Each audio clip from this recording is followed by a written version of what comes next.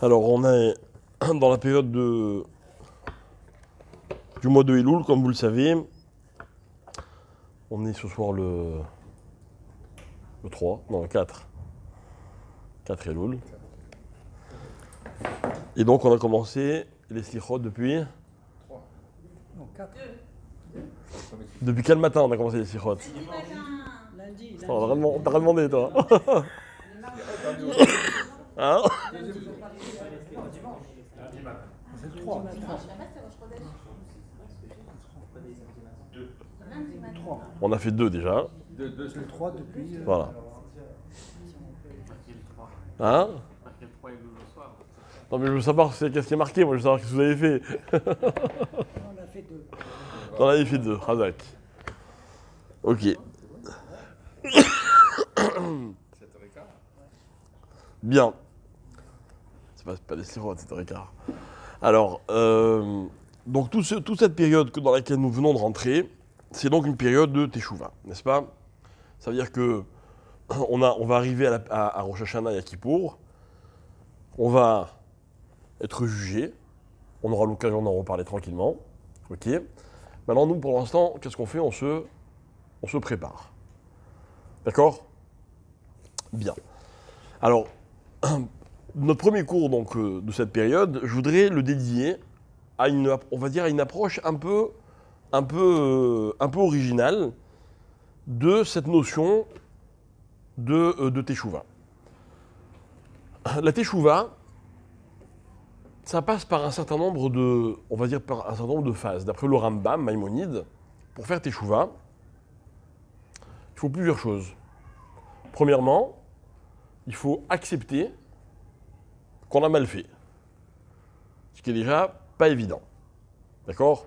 En général, quand vous dites à quelqu'un, je ne parle pas maintenant d'Avera ou de faute par rapport à Dieu, vous reprochez à quelqu'un, t'as fait ceci, t'as fait cela, premier réflexe, non, il se défend. Ah non, mais pas du tout, ah non, mais viens, je t'explique, ah non, mais à cause de ceci, à cause de cela, etc.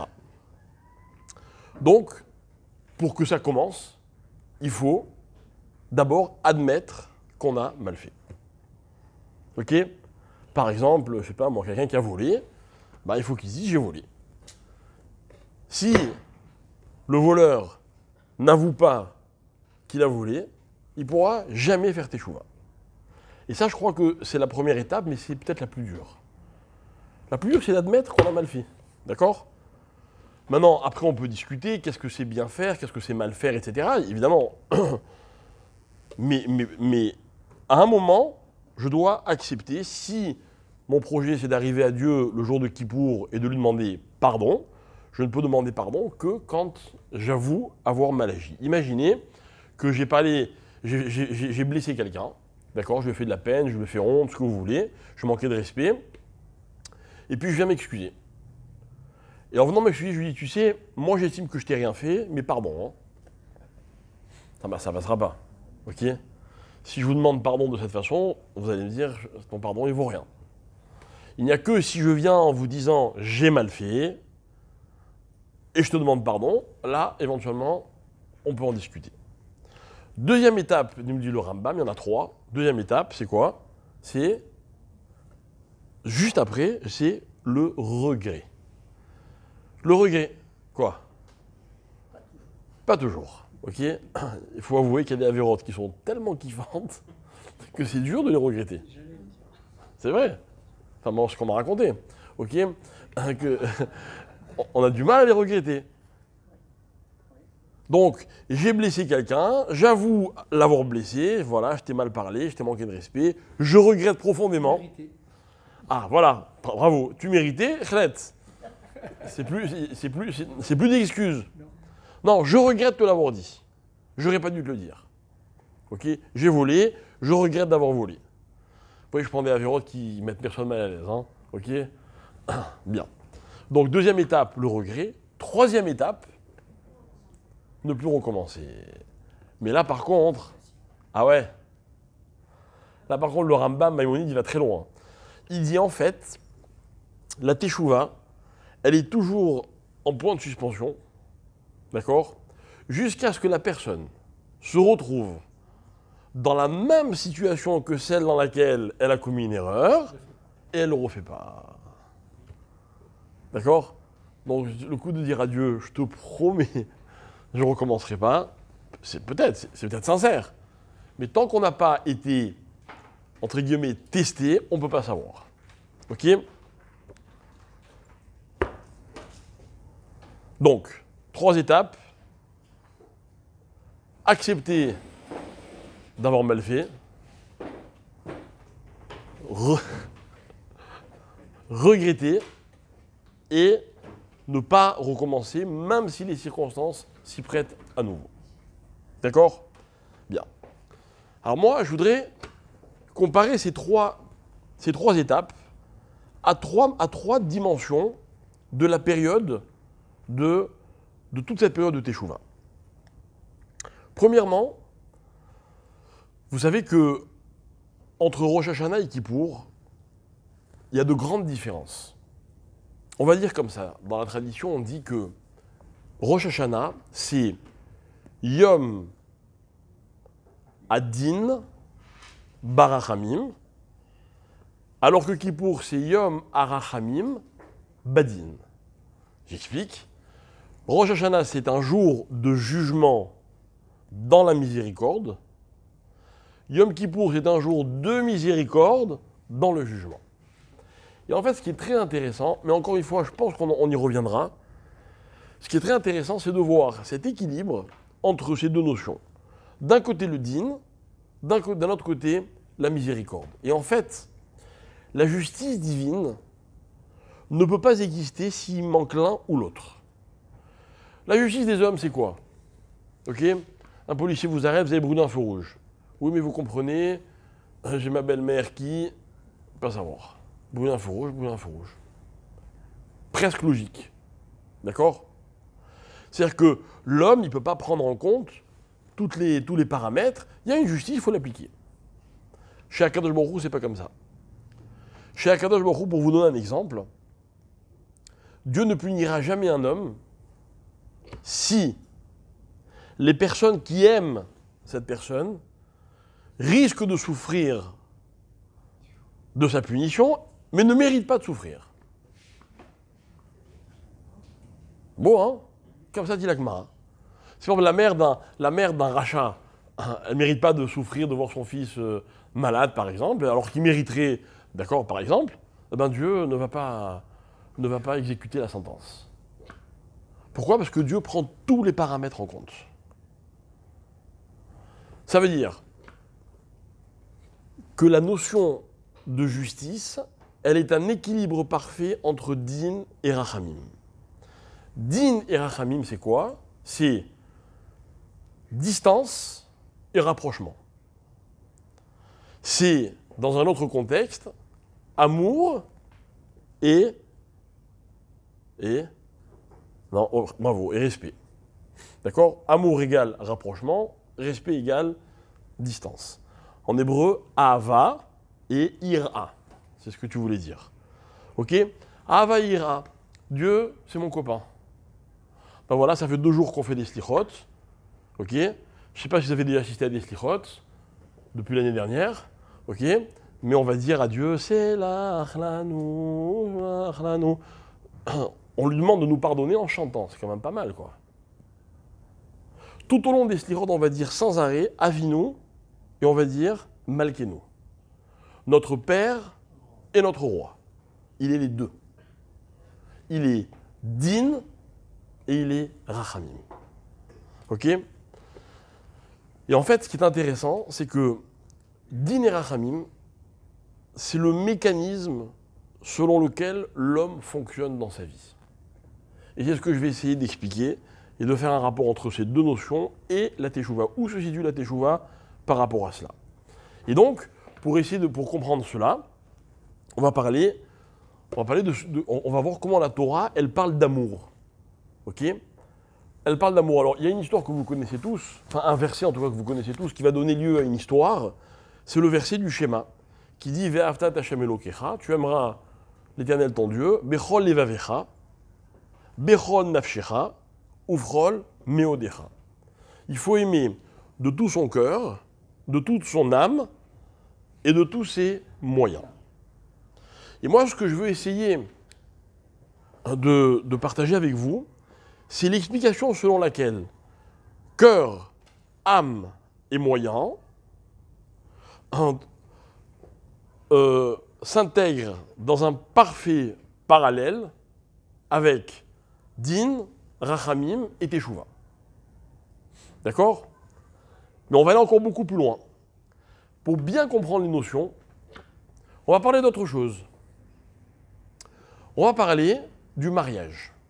Mais attention, ce soir, je ne vais pas vous embêter, je vais parler du mariage au niveau technique. Comment fonctionne un mariage? Vous avez déjà assisté à un mariage? Oui. Comment ça se passe?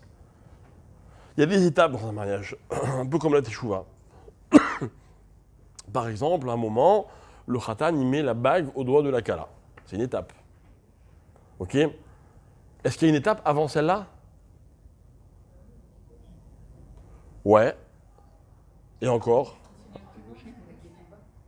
La ketouba, c'est après la bague. Kiddushi, mais avant ça. Non. Non, mais je parle sous la choupa.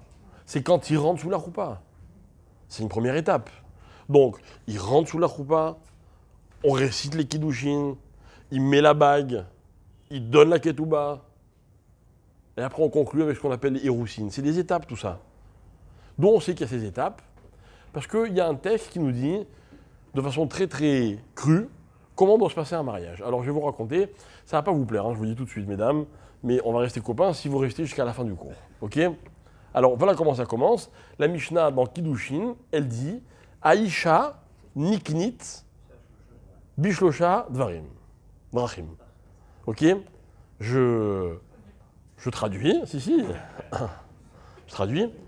La femme est acquise de 3 manières. D'accord? Acheter, acquise, pareil. Alors évidemment, c'est vexant, quoi. C'est pas du tout l'idée de la Torah. Une femme, c'est pas une marchandise. Donc on va expliquer quelle est cette notion. D'un autre côté, il n'y a pas marqué l'homme acquiert la femme. Il y a marqué la femme est acquise. D'accord? De là on apprend. Hein. S'il y avait marqué l'homme achète, on aurait déduit que la femme elle n'a pas son mot à dire. Du fait que c'est la femme qui est le sujet de la phrase. Donc ça veut déjà dire que si elle est consentante, ça marche, sinon ça marche pas. Pas mal quand même, hein? Au moins. Bien. Quelles sont les 3 façons dont ça se passe? Par lesquelles ça passe? La Mishnah, elle dit Kesef, Shtar, Bia. Donc ça, c'est les fondamentales. Kesef, c'est de l'argent. Shtar, c'est contrat. Bia, c'est l'intimité. D'accord? Donc, en réalité, à l'origine, d'après la Torah, on pouvait se marier que par l'un de ces 3 moyens. Premièrement, je pouvais donner de l'argent à une femme, en échange de quoi, si elle accepte, elle devient ma femme. Je pouvais lui faire juste un contrat, une ketouba. Ou alors, je pouvais, par un rapport intime, dans l'intention de se marier, d'accord, dans l'intention de se marier, dire voilà, en échange, enfin, par ça, tu deviens ma femme. Viennent les chachamim, disent non, c'est pas comme ça que ça va marcher. On va faire les 3.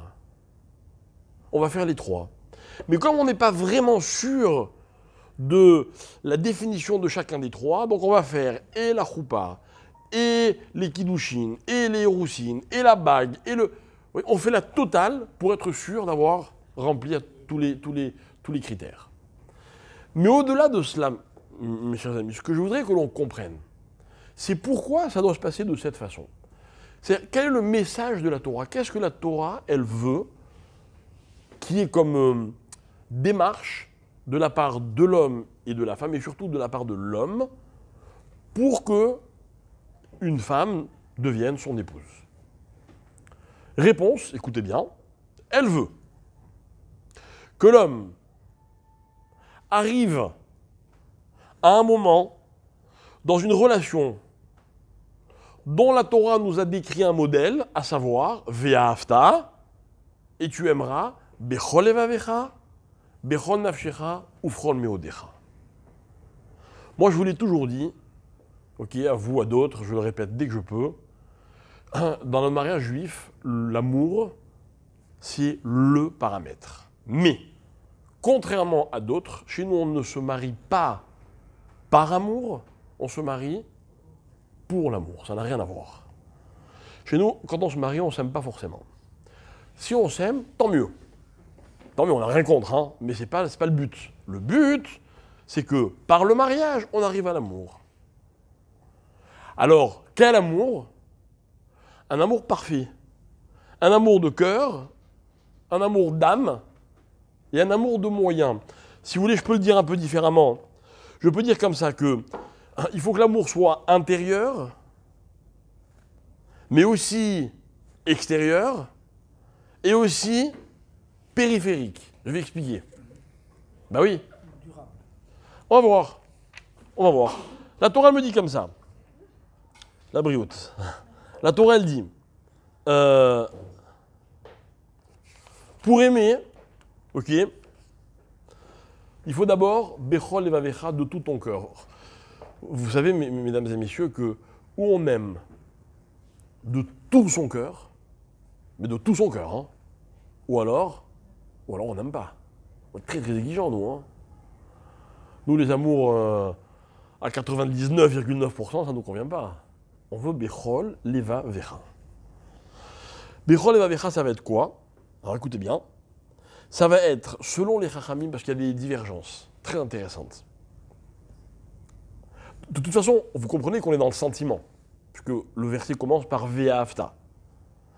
Mais le sentiment, on va lui donner deux caractéristiques qui peuvent s'entrechoquer ou qui peuvent au contraire se compléter. Premièrement, on va parler de l'émotion, puisque le cœur, c'est quand même le siège des émotions, n'est-ce pas?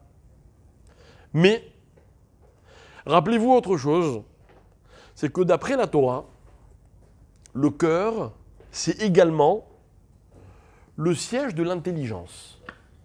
Pourquoi? Parce que les capacités intellectuelles d'un individu sont toujours soumises à la passion ou à l'envie ou à la motivation du cœur. Rappelez-vous, j'ai donné cet exemple plusieurs fois. Un enfant, il est bon en langue, il est nul en maths. Il est bête ou il est intelligent? Décidez. Si vous me dites il est bête, je vous dis mais il est bon en langue. Si vous me dites il est intelligent, je dis mais il est nul en maths. Ça n'a rien à voir. Il est motivé dans cette discipline et il n'est pas motivé dans cette autre discipline. Le fait qu'il soit motivé, alors ça lui permet d'exploiter ses capacités intellectuelles. En d'autres termes, il ne faut pas se forcer, mes chers amis. Quand quelque chose ne nous plaît pas, on ne peut pas être bon, c'est pas possible. On peut forcer, un jour, la nature reprend dessus. Et la nature, c'est la capacité intellectuelle. Mais attention, elles sont conditionnées par le cœur. Vient la Torah me dit, attention, tu dois aimer Bechol levavecha. Il faut aimer, quoi. Il faut que ce soit possible. Il faut que ce soit possible. Vous ne pouvez pas aimer quelqu'un que vous n'avez pas envie d'aimer. Ah, je vous ai donné une belle porte de sortie, là. Hein. Mais vous savez que, par exemple, dans les milieux les plus fermés, hein, il y a certaines chassidoutes, certains milieux chassidiques, où je vais vous expliquer comment se passe le mariage. C'est un chidour, mais évidemment qui est arrangé par les parents, les ceci, les cela, etc. Ok. Le couple se voit une fois, et il se marie 12 mois après. 1 an. D'accord? Et il ne se voit plus pendant 1 an. Je sais pas. Non, mais sincèrement, je sais pas. Pas sûr, hein. Ce serait que le physique. Pas sûr. 12 mois après, on ne se souvient plus. Croyez-moi, ça donne pas des couples qui sont moins bons que dans d'autres milieux. Et je vais vous dire quelque chose, pour avoir discuté avec une dame qui s'est mariée comme ça. Elle nous a raconté, avec mon épouse, elle nous a dit, eh ben moi, j'ai aimé mon mari tout de suite. J'ai passé 1 heure avec lui, on a parlé pendant 1 heure. Il était beau. c'est relatif. Parce que dans ces genres de milieux, ils ont un look. Vous voyez, vous aimez peut-être pas, mais elle adorait, elle. Et finalement, pendant 1 an, elle l'a attendu avec impatience quand elle savait qu'il devait aller faire une telle course. Elle s'arrangeait pour le croiser les armes. D'accord? Ok? Mais pourquoi ils font ça? Pourquoi ils font ça? Comprenez ma question. Ma question, c'est pas pourquoi ils ne se voient pas pendant 1 an. C'est pourquoi ils se voient une fois. Ils se voient une fois, hein, parce que la Guémara dit qu'on ne peut pas épouser une femme sans l'avoir vue au moins une fois avant. Donc ils font une fois. Parce qu'il faut décider si on peut aimer ou pas. Et aller savoir si un couple que l'on retient pendant 1 an, et un jour on les laisse s'aimer, allez savoir si dans cet amour il n'y a pas une énergie inimaginable que vous et moi on peut même pas imaginer. Allez savoir. En tout cas, je vais vous dire quelque chose, il y a des miracles incroyables dans ce genre de mariage. J'en connais un. L'histoire m'a été racontée par la personne qui a fait le chidour. Ça se passe comme ça. Donc, ils vivaient dans un milieu très très fermé. Et arrivé le jour du mariage, tout le monde est là, tous les invités sont là, le rav est là, on attend pour la choupa, et on apprend. Et on ne sait pas ce qu'on attend. Au bout d'un moment, on vient chercher cette dame qui était dans l'assistance avec les invités qui attendaient, etc. Cette dame qui avait fait le chidour. On l'appelle, on lui dit écoute, on a un problème. Le khatan ne veut pas venir sous la choupa. Il veut pas. Il veut pas se marier. Et il dit la seule personne avec qui il peut parler, il est prêt à parler, c'est toi. Donc est-ce que tu peux venir le voir? Bon. Donc elle assume son rôle jusqu'au bout. Elle va, il est dans une pièce. Donc on fait sortir tout le monde. Il lui dit écoute, je suis désolé, je peux pas me marier. Il dit mais pourquoi? Il dit parce qu'il faut que tu comprennes une chose, c'est que je ne suis pas ce que j'ai l'air d'être. Voilà, moi je ne suis pas dans cet esprit de la communauté de laquelle je fais partie, etc. Je suis beaucoup plus ouvert. Moi je veux avoir la télévision chez moi, je veux ceci, je veux cela, etc. J'ai joué le jeu, mais voilà, maintenant, au moment de vérité, je ne suis pas capable. Bon. Alors elle lui dit bon, écoute, ok, tu m'attends, je reviens. Elle va vers la Kala, elle fait sortir tout le monde, et elle lui raconte la vérité. Elle dit, écoute, voilà, on a un gros problème. Il ne veut pas se marier. Il ne veut pas se marier parce qu'en fait, il n'est pas du tout ce que tu crois, et ceci et cela. Et elle me raconte, hein, c'est elle qui m'a raconté, je me rappelle encore, d'accord? Ça se passait en Belgique, à Anvers. Elle se met à pleurer, la Kala. Elle lui dit, c'est incroyable. C'est incroyable. Je suis exactement dans le même état d'esprit que lui, d'accord? J'ai prié pendant 1 an pour que Dieu casse ce chidour, mais j'étais prête à y aller. Elle n'était plus... Mais va lui dire que je suis... Bref, elle arrive à la convaincre, elle, cette femme-là, elle arrive à convaincre le khatan, il se marie. Après le mariage, il y a ce qu'on appelle le cheder ichoud. Le cheder ichoud, c'est dans les communautés ashkénazes, le couple s'isole pendant 1/4 d'heure, 20 minutes, etc., pour un tas de raisons halachiques, d'accord? Le cheder ichoud, je crois qu'il a duré 4 heures, je ne me trompe pas. Il n'y a pas une soirée, il y a une soirée sans le khatan et la kala. Genre, ils ne voulaient plus se lâcher. D'accord? Ils étaient matim, comme on dit, correspondaient à tous les points de vue. Pourquoi je vous raconte cette histoire? Évidemment, on raconte toujours que des belles histoires. Mais il faut savoir que ces gens-là, ils se marient d'une façon qui nous dépasse complètement. Eux, ils font un mariage selon la halakha. Et je peux vous garantir une chose. Ce sont des couples qui s'aiment. Qui ne savent pas moins que les autres ce que c'est que l'amour. D'accord? Revenons à ce que nous disions. Berol et Vavera, 2 versions, 2 explications. Ou c'est le côté émotionnel, donc tout simplement l'émotion, la passion, ou alors, comme on l'a expliqué, le sechel. Ça veut dire que l'intellect de l'homme qui est motivé par ses émotions.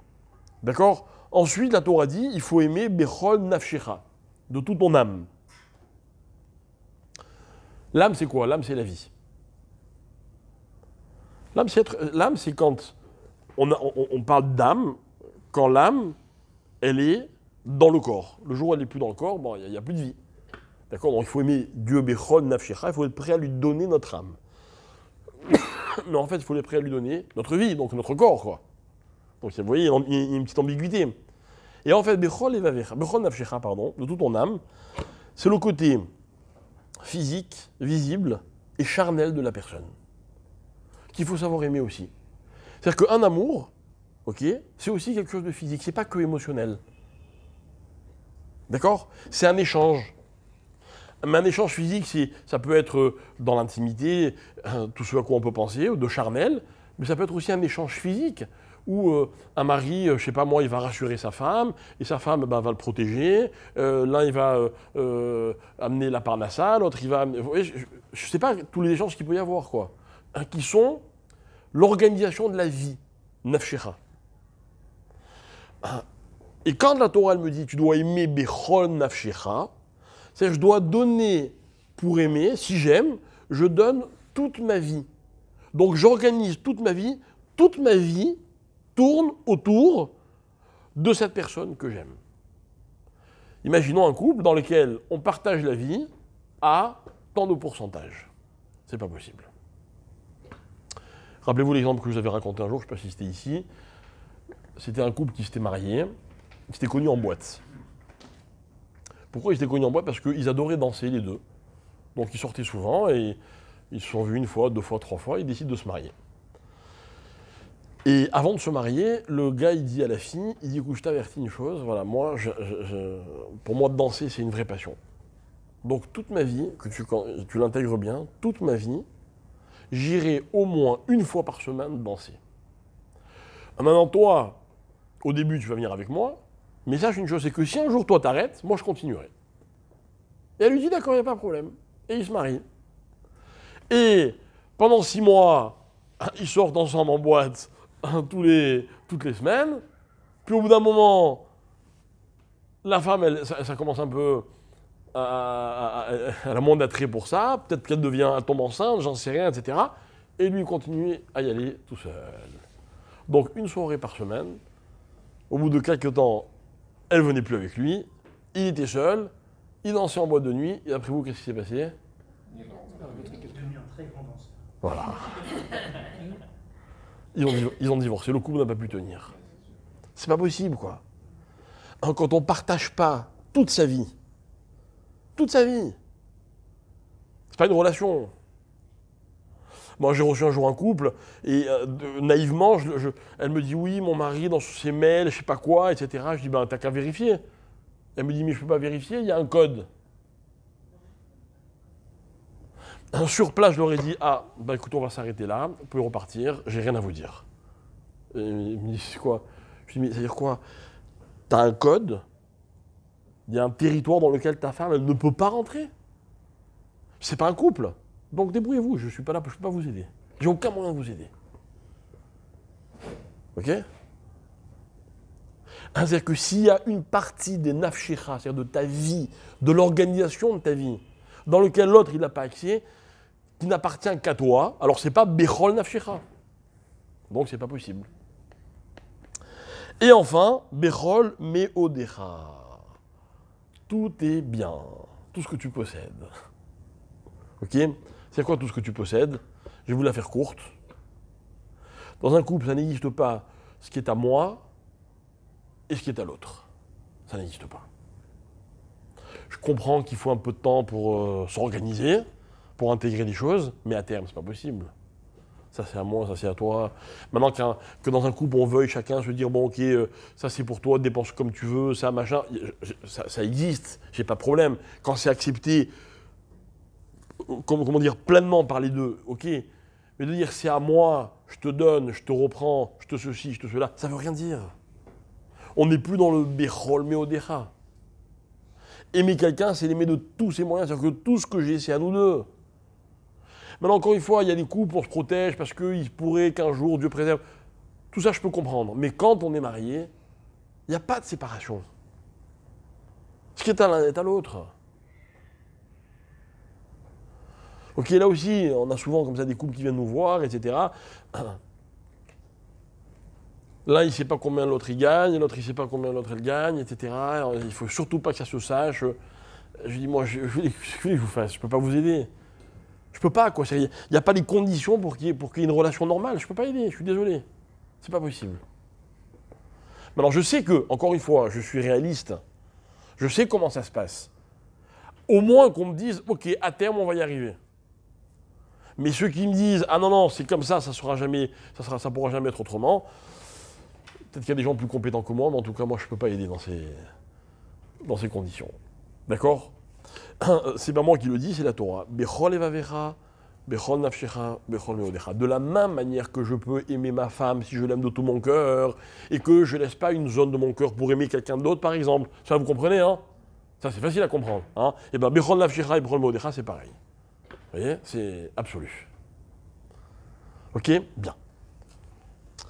Alors, ça, c'était la partie facile. Ok? La partie un peu plus technique, c'est les trois moyens, les trois façons de se marier. Kesef, Shtar et Bia. L'argent. Alors c'est quoi l'argent? Comment ça se passe l'argent de nos jours dans un mariage? Non, laisse tomber, merci, c'est pas ça. Puis on s'est fermé la clé. Ah, ok. Merci. Alors, c'est quoi l'argent? Hein? Techniquement, c'est la bague. Mais je voudrais qu'on comprenne l'esprit. D'où on apprend qu'un mariage se fait avec de l'argent. Qu'il faut donc donner quelque chose à une femme, notamment, de nos jours, c'est une bague. À l'époque, ce n'était pas forcément des bagues. Ok? D'où on l'apprend? On l'apprend. Bravo. En fait, parce qu'à l'origine, il y a marqué ki kar ish isha. Lorsqu'un homme prendra, et prendra, ça veut dire acheter avec de l'argent, une femme. D'accord? Demande les Chachamim, pourquoi quand on veut dire acheter, on dit prendre? Ok? Écoutez bien, la réponse comme elle est, merci beaucoup, la réponse comme elle est limpide. Parce que quand quelqu'un se marie, soyons honnêtes, d'accord? Ok, un jour on va s'aimer à la folie, on va faire plus qu'un, etc. D'accord, mais en attendant, à l'origine, quand on se marie, c'est pour prendre. Pour prendre. C'est-à-dire que, imaginez que physiquement, vous plaisiez vraiment à quelqu'un et qu'il vous épouse, parce que physiquement, vous ne l'avez plus. Bah, c'est quelque part, il a envie de prendre ce physique qui lui a plu. Vous êtes super intelligent ou intelligente, ok, vous avez séduit la personne qui est en face de vous, ou bien vous avez telle ou telle qualité. La personne, elle veut ces qualités pour elle. Elle veut prendre. On est tous des preneurs. Mais la Torah, elle accepte. C'est la règle du jeu. On est des preneurs. Attention, hein. Moi je vous dis tout de suite, ceux qui ne sont pas encore mariés, ne faites pas les malins. Hein. Vous dites, non, moi je veux quelqu'un qui est là que pour me donner. D'accord? Sinon on en reparle dans quelques années et rien n'aura changé. Dieu préserve. Non, non, vous allez prendre quelqu'un qui veut prendre. Vous allez épouser quelqu'un qui veut prendre. Et vous aussi vous allez prendre. C'est pas grave. À une condition. C'est qu'on sache, c'est qu'on comprenne la notion de prendre. C'est que dans la vie, on peut tout prendre à condition de tout donner. C'est que celui qui s'est donné, ben, il peut prendre. Voilà. Vous voyez? Maintenant, le problème, c'est que dans la vie, souvent, on commence par prendre avant de donner. Ok, c'est pas grave. Mais il y a un moment où il faut donner.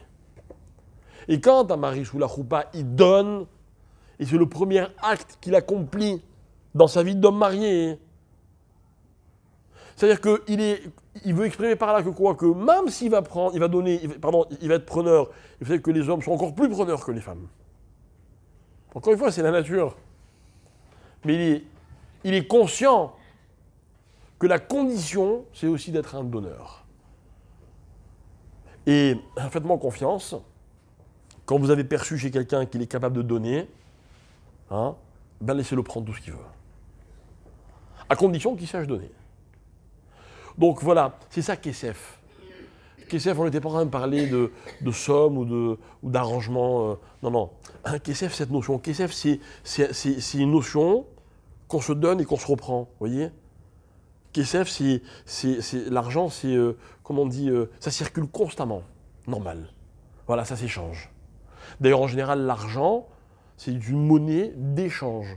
Parce que quelque chose d'autre nous intéresse. Okay, l'argent n'a de valeur que parce qu'il me permet de me procurer ce que je veux vraiment. Ce n'est pas d'amasser des sommes d'argent, il n'y a pas d'intérêt.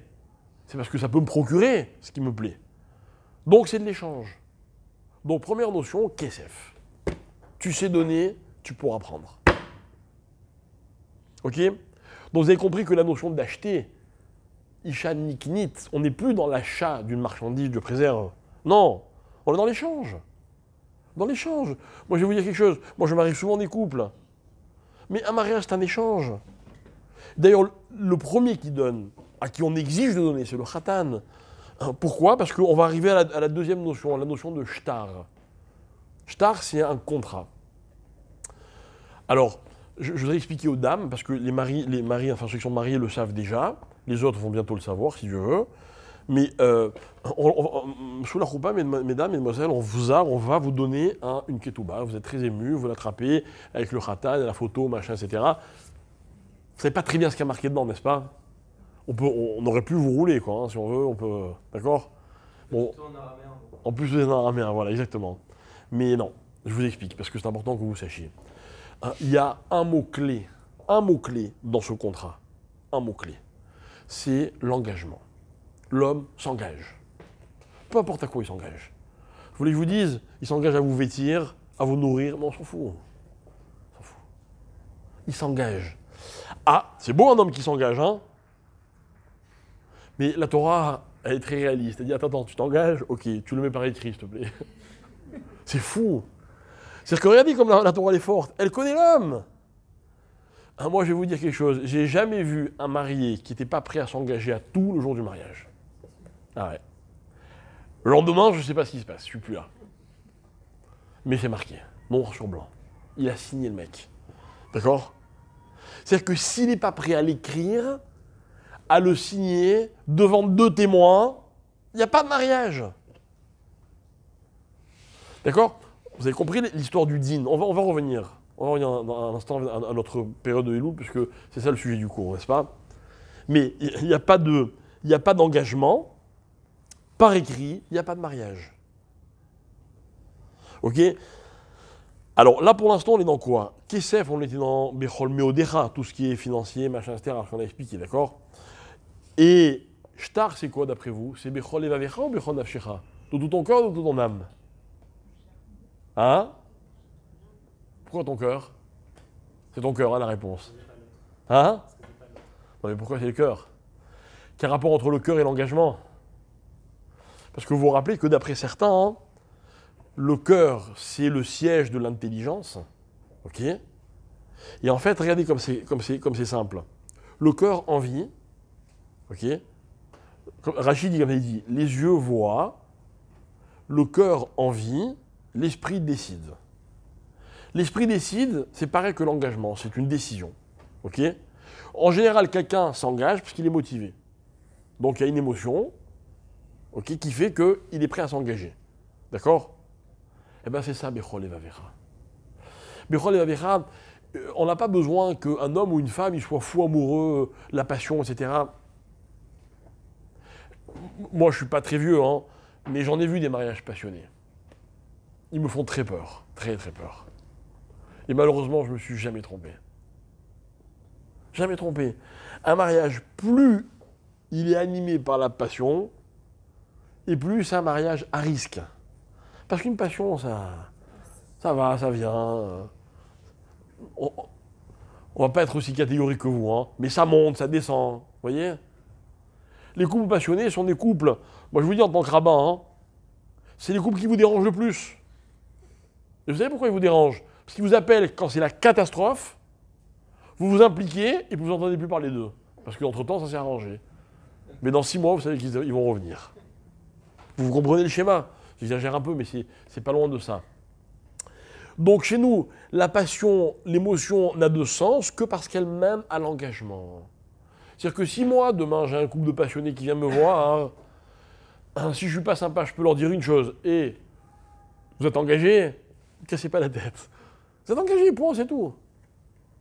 Mais la Torah, elle sait que si une passion, elle n'amène pas vers un engagement, elle part en fumée, il ne reste plus rien.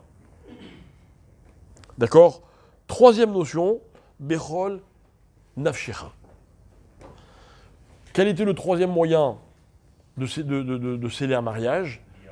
Bia. Ça veut dire quoi, Bia?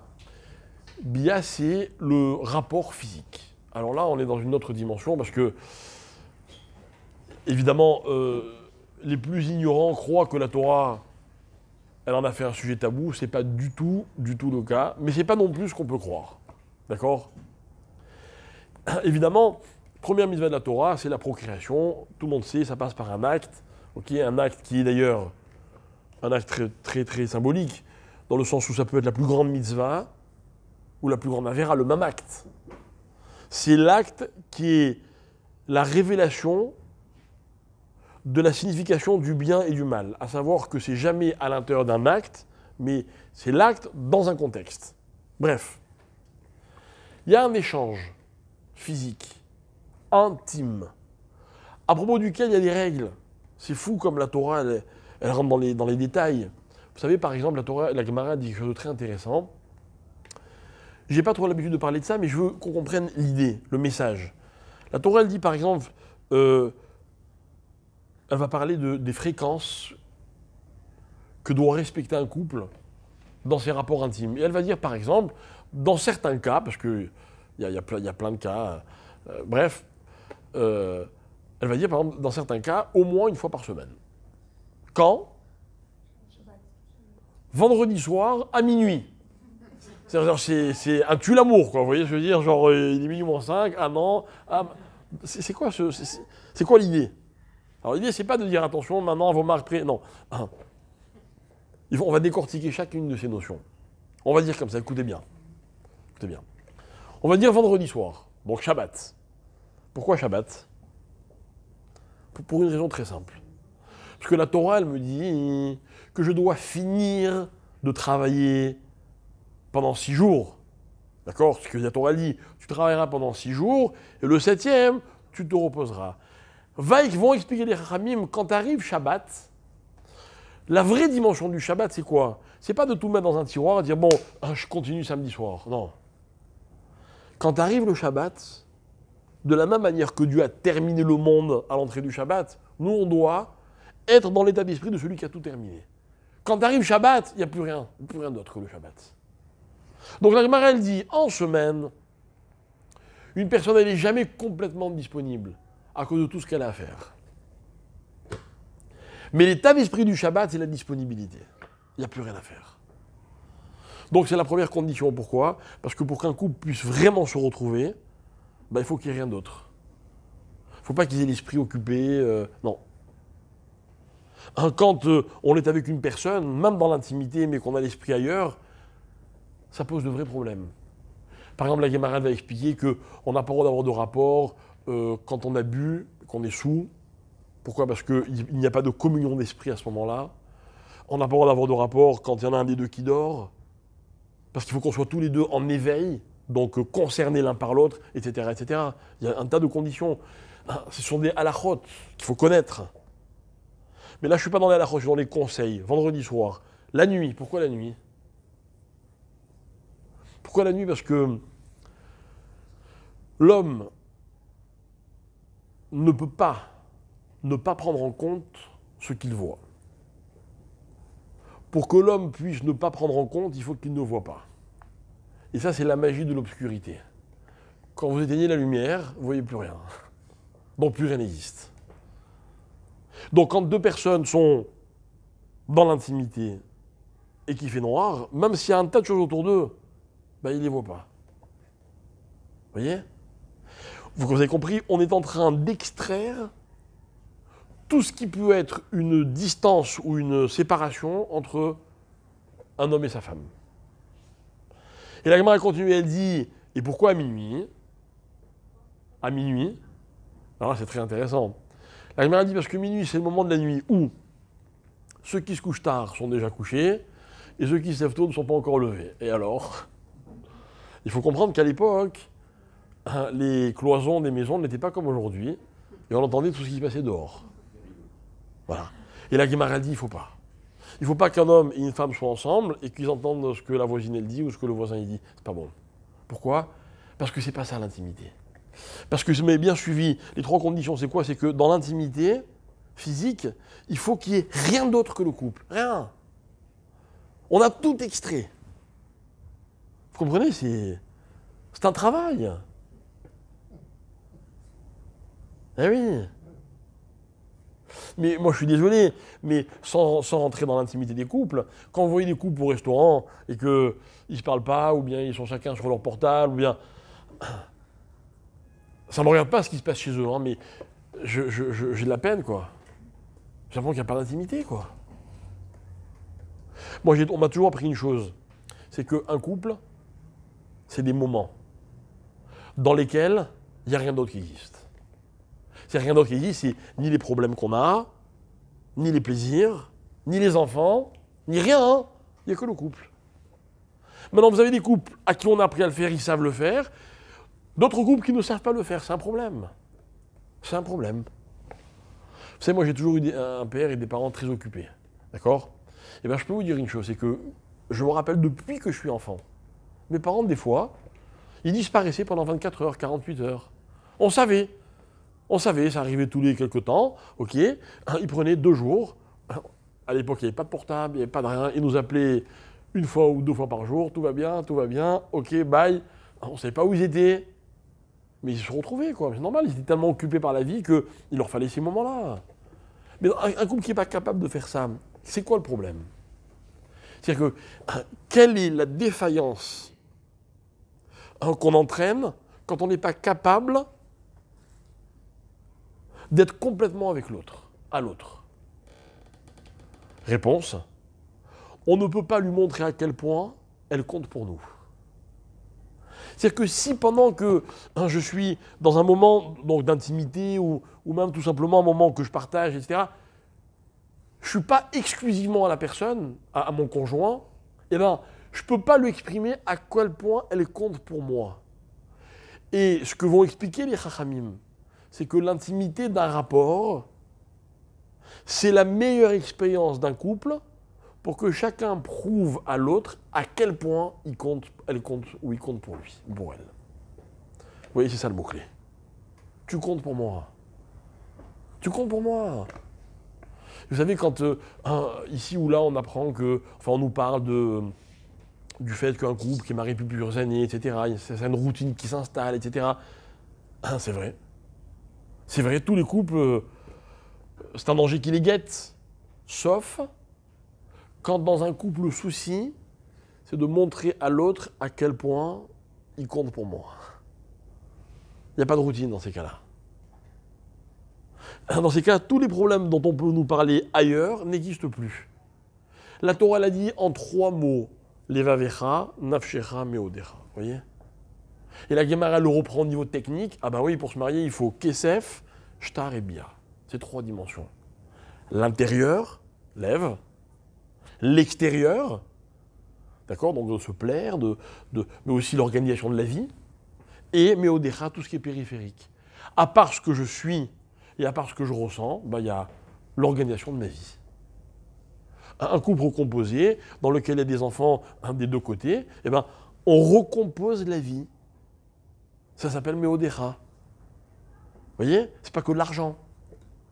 Meodecha, les moyens dont on dispose, c'est aussi les connaissances. Imaginez quelqu'un, il est plein de connaissances, mais il ne partage pas avec son conjoint. Mais l'autre, il va se sentir exclu. Comme l'argent. C'est comme un homme ou une femme qui aurait de l'argent, il dit non, c'est pas pour toi, ça c'est à moi. Non, il n'y a pas de zone dans laquelle l'autre ne peut pas pénétrer. Bechol meodecha. Ok ? Alors, la Torah, elle conclura en un mot, elle dira que lorsque Adam et Chava, le premier couple de disciples, sont mariés, comment la Torah, elle parle du mariage ? Elle dit « Vayeda Adam et Chava ishto ». Et Adam a connu sa femme. C'est quoi connaître sa femme ? C'est l'expérience.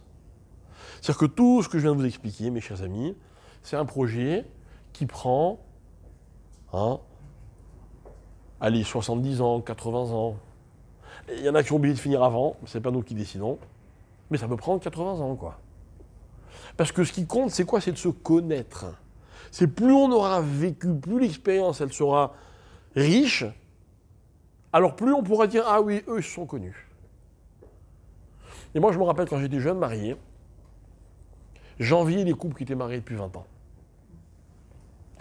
Je me disais, j'espère que je vais y arriver. Eux, ils se connaissent.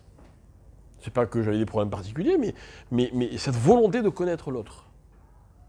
D'accord? Alors pourquoi je vous parle de ça ce soir? D'abord parce que c'est dans les parachiotes, en ce moment on a lu le schéma, etc. Et donc c'est toujours un thème qui est important. Mais aussi je voulais qu'on comprenne l'histoire de la Teshuvah. Avant de rentrer dans le sujet, dans le vif du sujet de la Teshuvah, Bli Neder dans les semaines qui viennent, je voulais que, d'abord, on comprenne ensemble que la Teshuvah, okay, c'est une démarche dans laquelle on va impliquer ce que l'on est. Ok? Alors, regardez. Cette Teshuvah-là, elle dure 40 jours. Depuis Rosh Chodesh Elul, c'est-à-dire dimanche dernier, jusqu'à la fin de... Pardon. Jusqu'à la fin de Kippour. Ok? 40 jours. Je ne sais pas si vous allez aller au Slichot tous les jours ou pas, peu importe. Chacun y fait son maximum et tout ce qu'on fait, c'est bien. Ok? On va tous se retrouver à la synagogue à Kippour, ça c'est sûr. Ok? D'accord. Kippour, c'est une journée qui est exaltante. Moi, je ne sais pas vous, mais moi, Kippour, tous les ans à Kippour, je me dis qu'il faudrait qu'il y en ait une deuxième dans l'année. Bon, ça me passe à la fin de Kippour. Hein. D'accord? Mais c'est vrai, c'est une journée magnifique. Kippour, pour vous, c'est une journée d'amour ou une journée au contraire de rigueur? D'amour. Mais n'oubliez pas qu'à la fin de Kippour, il y a un verdict. Et il est imparable.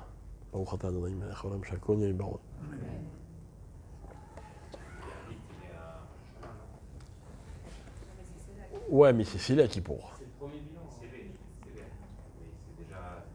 C'est te signale que c'est à Kippour qu'on va jeûner, qu'on va, on va quitter toute la dimension matérielle et physique, parce que voilà. Il y a la Sarayamut.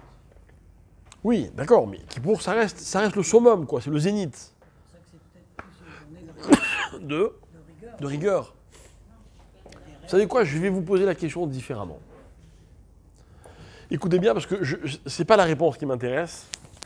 J'aimerais juste que vous vous posiez la question le jour de Kippour.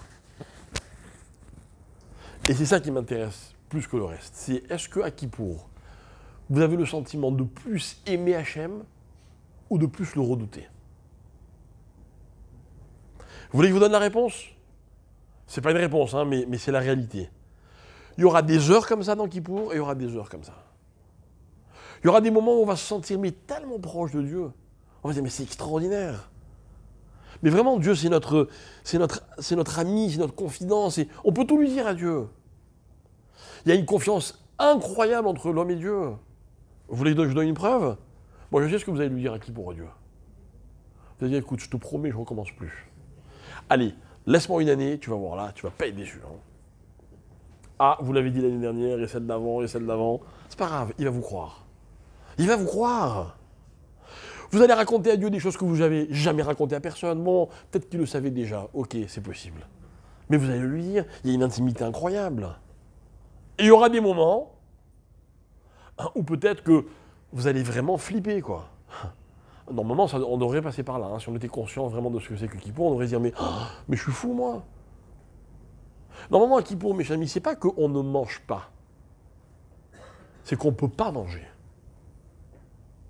Imaginez quelqu'un, il passe en jugement, on va décider s'il est condamné à mort ou si, au contraire, et on lui dit, tiens, tu veux, on se tape un gueuleton? Mais j'ai pas faim, je peux pas manger. Tu veux un verre d'eau? Je veux rien. Voilà pourquoi on jeûne à Kippour.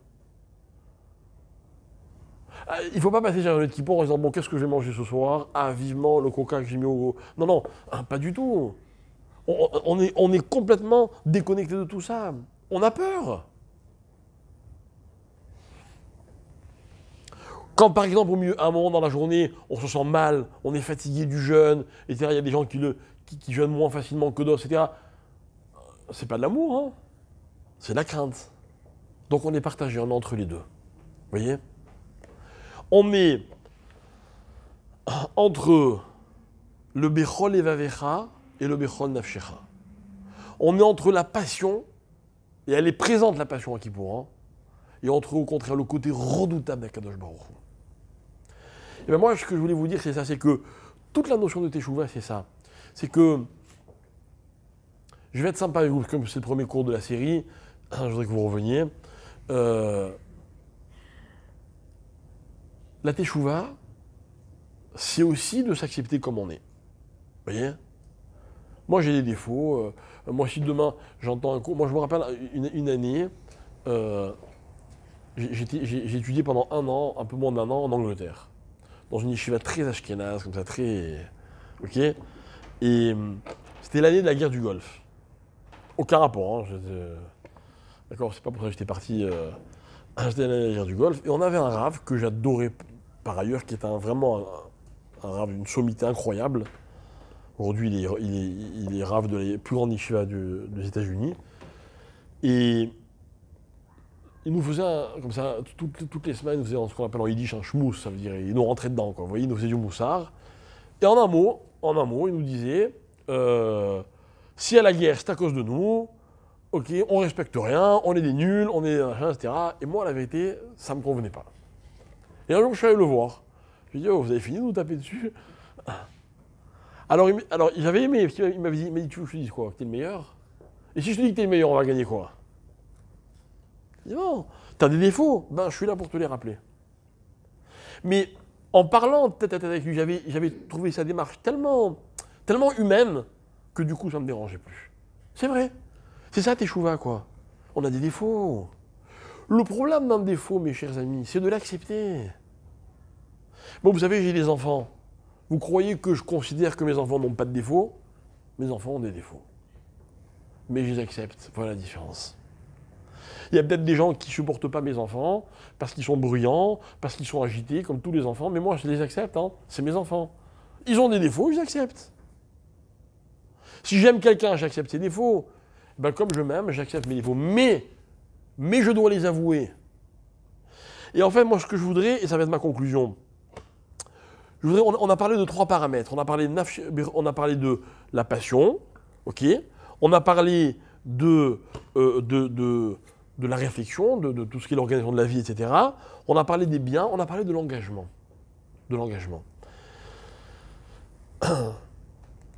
La Teshuvah, mes chers amis, c'est une question d'engagement. J'explique ce que je veux dire.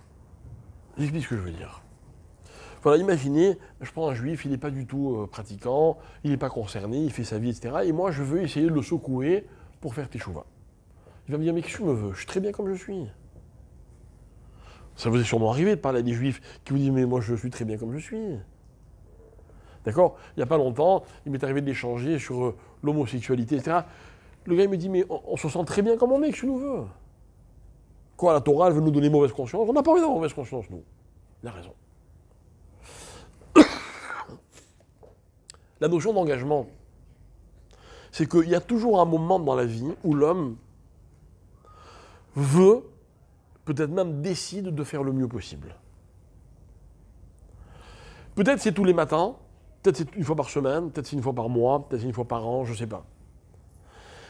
Peut-être c'est 10 fois par jour aussi. Ou quand on se replie sur soi-même, on réfléchit, on fait un petit bilan, un petit point, on veut faire le mieux possible. On veut être le meilleur. J'espère que c'est le cas, quoi. Je ne sais pas ce que vous faites dans votre vie, mais que ce soit un plat de cuisine, que ce soit ranger votre placard, ou que ce soit conduire une voiture, ou que ce soit votre métier, ou étudier la Torah, ou faire une prière, bah, vous avez envie de faire du mieux possible. Vous avez envie d'être la personne la meilleure possible. Eh ben, c'est ça, Teshuvah. Teshuvah, c'est que la Torah, elle vient de dire, tu sais, quand tu as fait ça, eh ben, tu t'es gâché. Tu t'es enlevé la possibilité d'être aussi bon que ce que tu voulais. Vous voyez, c'est pas méchant. C'est pas méchant. Mais ce rave qui vient me dire, si je te dis que tu es le meilleur, on va gagner quoi? En d'autres termes, il m'avait dit, mais c'est pas mon rôle de te faire des compliments. Je suis là pour t'encourager, c'est très différent. Mais encourager une personne, c'est aussi lui dire de quoi elle est capable. Moi, je dis toujours, quand un bar mitzvah à 13 ans, On lui dit, tu sais mon petit, à partir de maintenant tu as 613 000 sur la tête. Il peut se révolter l'enfant. Il peut dire, oh mais laissez-moi, je suis un gamin. On va dire, non, non, nous on sait de quoi tu es capable.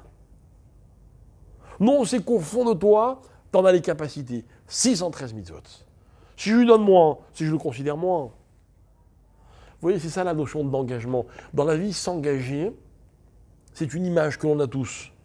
Ah oui, je m'engage. Combien de fois il vous est arrivé de vous engager à quelque chose en vous disant ce que vraiment je vais pouvoir tenir? Eh bien, je ne sais pas, peut-être que vous n'avez pas tenu, mais ce n'est pas grave. Quelque part, c'était très beau de vous engager. Quelque part, ça dénotait une certaine confiance en vous, et en tout cas une ambition, dans le sens noble du terme. Eh bien, tout ça, ça s'appelle Teshuvah. Et toute la période de Teshuvah, c'est ça, c'est que je veux arriver à un moment, moi, voilà, mon objectif, c'est Kippour. Mon objectif, c'est Kippour. Maintenant, je vais vous raconter, je parle de ma vie à moi, maintenant chacun il se situe comme il a envie. Mais moi, j'estime que je peux pas faire Kippour si j'ai pas au moins 40 jours de préparation, au moins. Je vous ai raconté, quand j'étudiais à la Yeshiva, il y avait un rav qui venait nous donner un cours par semaine de Bnei Brak, pendant toute la période de Elul. D'accord? Et il ne parlait pas pendant 40 jours. Il faisait le jeûne de la parole pendant 40 jours. Vous imaginez ce que c'est 40 jours? Faire le jeûne de la parole? Et un jour, on l'a demandé, à une autre période, on lui a dit, mais comment tu fais pour faire 40 jours de Tani Dibour? Vous savez ce qu'il a répondu? Il a dit, c'est pas un effort, j'arrive pas à parler. Je suis tellement traumatisé par Kippour que j'arrive pas à parler. Ok? Après, on se situe comme on veut. Mais il y a un travail de préparation. Ok? Comment? Pourquoi il n'a pas peur de toute l'année? Pourquoi juste le dernier mois? D'abord, il y a un côté humain. Et à part ça, il faut comprendre une chose, c'est que le calendrier de l'année, il est organisé pour qu'il y ait des moments comme ça et des moments comme ça. Et si tu vis toute l'année sur un seul moment, tu rates tout le reste. C'est notre thème. D'accord? Maintenant, pour arriver à Kippour et être prêt à Kippour, ben, il faut se préparer. Je le dis souvent, il y a des fêtes que l'on prépare. D'accord? À Sukkot, on prépare Sukkot, on va construire la Soukha, on va acheter le loulav, on va ceci, on va cela. À Kippour, on se prépare à Kippour.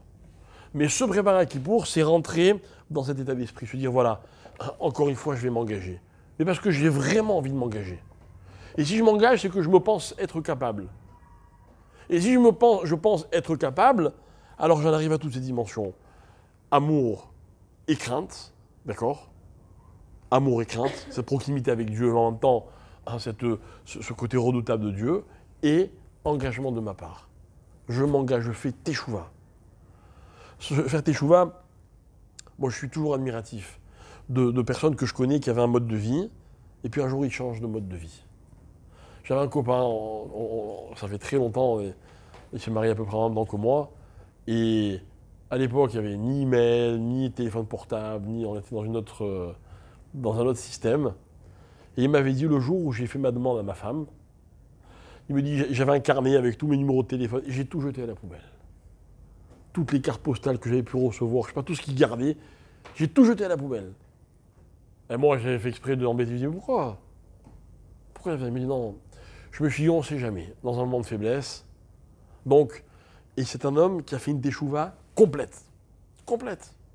Vous voyez, il a gardé son métier, vous le voyez, c'est un homme moderne, machin, etc. Mais moi, qui le connais bien, il a changé, et tout ce qu'il a changé dans sa vie, c'était définitif. Voilà ce que j'ai Teshuvah. À Kippour, moi je vous donne un bon conseil, ne changez pas tout. Mais ce que vous décidez de changer, il faut y aller jusqu'au bout. C'est des petites choses des fois. Des fois c'est une question d'approche. Mais c'est ça Teshuvah, c'est un engagement. Maintenant, si vous voulez qu'on retrouve la Ketouba dans Kippour, c'est facile. C'est quoi? C'est que le jour de Kippour, c'est le jour où Moshe Rabbeinu est descendu avec les deuxièmes tables de la loi. Donc on a vraiment reçu la Torah à Kippour. D'accord? Donc voilà pourquoi ce jour-là, c'est un jour où véritablement on est dans l'amour d'Hachem, mais à condition qu'il soit de tout notre cœur, de toute notre âme et de tous nos moyens, c'est-à-dire cet engagement complet dans tous les domaines. Et si Dieu veut, on y arrivera. Mais pour ça, je vous propose de continuer à nous préparer pendant les semaines qui viennent en nous retrouvant éventuellement ici. Voilà. Exact.